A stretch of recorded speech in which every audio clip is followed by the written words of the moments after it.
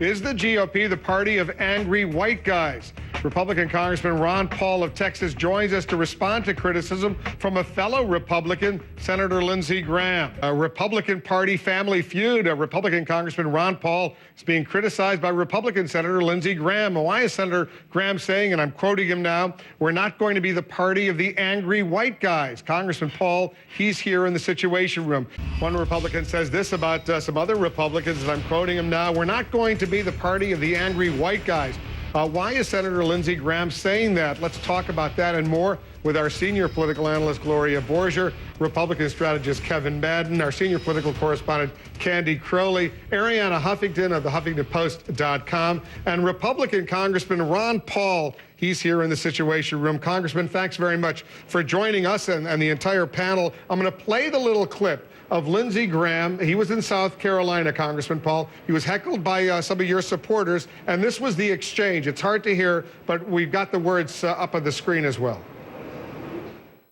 I'm not going to leave the Republican Party. I'm going to grow it. Yeah, right. Ron Paul will grow it. Ron Paul will grow it.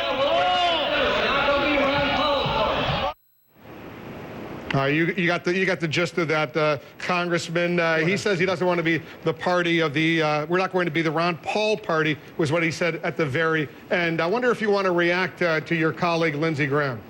Well, my first reaction would be, what does he have against the Constitution? The supporters I have support me because I'm a traditional conservative and I defend the Constitution. I place every vote I cast depending on the Constitution. Somebody should ask him, what does he have against that, and why does he vote for TARP funds and the bailout funds and carry taxes and all the big government things?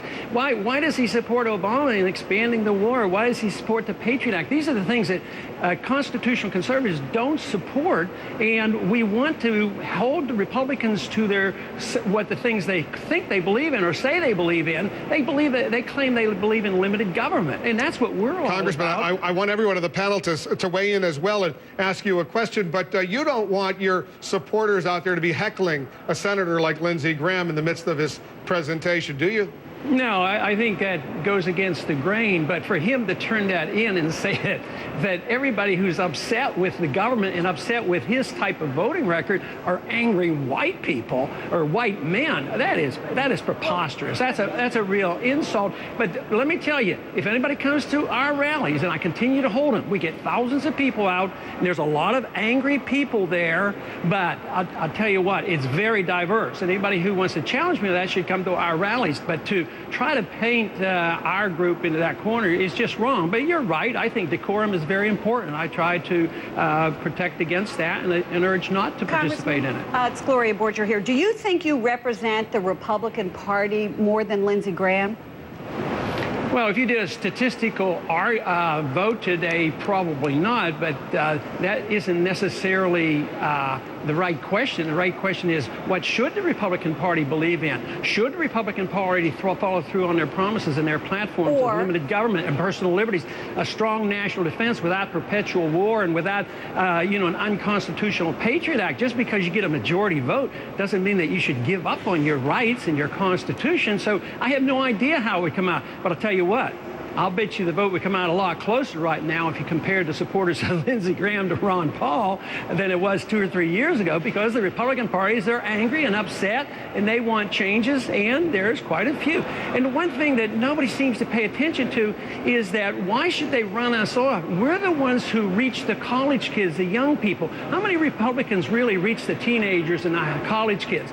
Those are the people that are gathering at our rallies, and they have to ask why. What are they going to do with the party? With pandering to the old country club Republicans and acting like Democrats and bailout funds and TARP funds and those kind of things just won't hold up for the Republican Party. That's why the Republican Party's been losing, and we're suggesting that they live up to what they profess to believe in. Congressman Paul, it's Candy Crowley. I think the larger issue here is, if you take the personalities out of it, that politics, as you know, is a lot about image. And here we are in a time when the economy is terrible and people are in real need.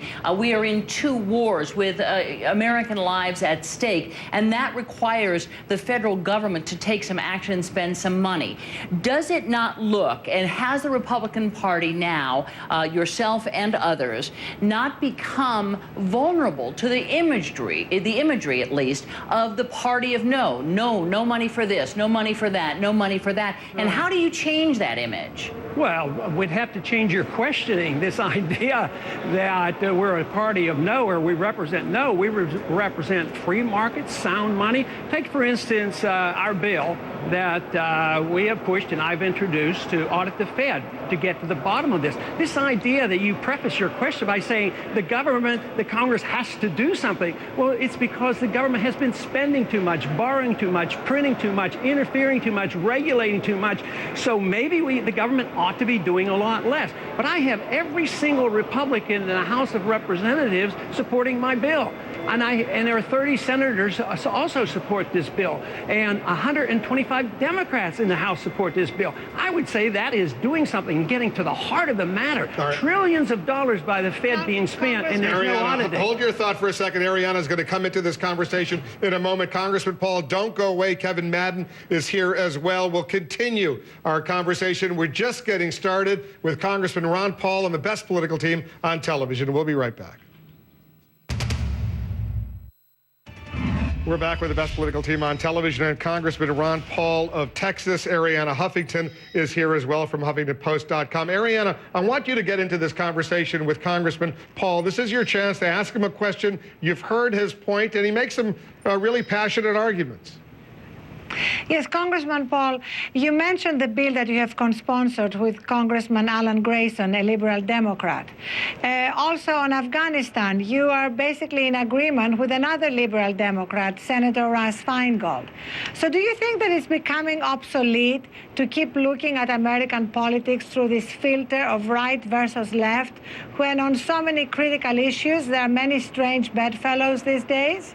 Oh, I think you're absolutely right. I try to avoid it all the time. I sometimes resent it when they call me a right-winger, or somebody else goes and calls somebody else a left-winger. I look at intervention or non-intervention as a general principle, whether it's overseas, in our personal lives, or in the economy.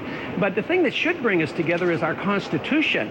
And the Constitution does. If you believe in the Constitution and follow it, lo and behold, you believe in civil liberties. You don't want to run people's lives. You don't have the authority to police the world and run the world. And you don't have the authority to run the economy. So this, to me, is the rallying point. And if we have disagreements, then we change the Constitution.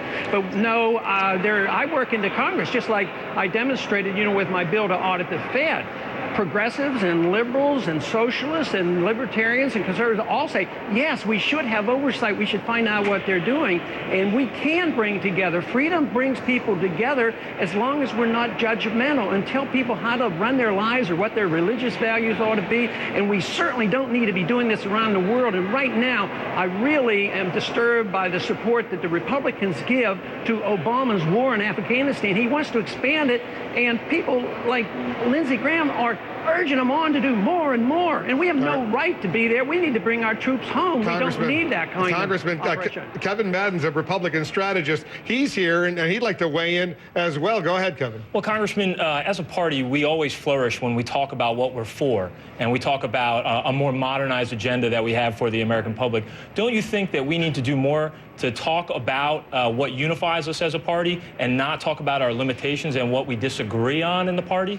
Well, do you think you should maybe pass that message on over to Lindsey and say something about it? Because he hasn't exactly welcomed us in. And some places they do. They invite us in. And I think you're absolutely right. And that's why I'm such a strong defender of individual liberty and the Constitution, because it isn't a negative thing. It's very, very positive, and you find your answers, whether it's monetary policy or foreign policy or domestic policy. And I just think that that is an absolute good piece of advice that we should do. We should try to bring people together, discuss the issue, and show what we're for. And I am strongly for the principles I think the Republican Party have claimed they're for freedom and individualism and free market markets and sound money, no special interest, and Eisenhower said no military-industrial complex.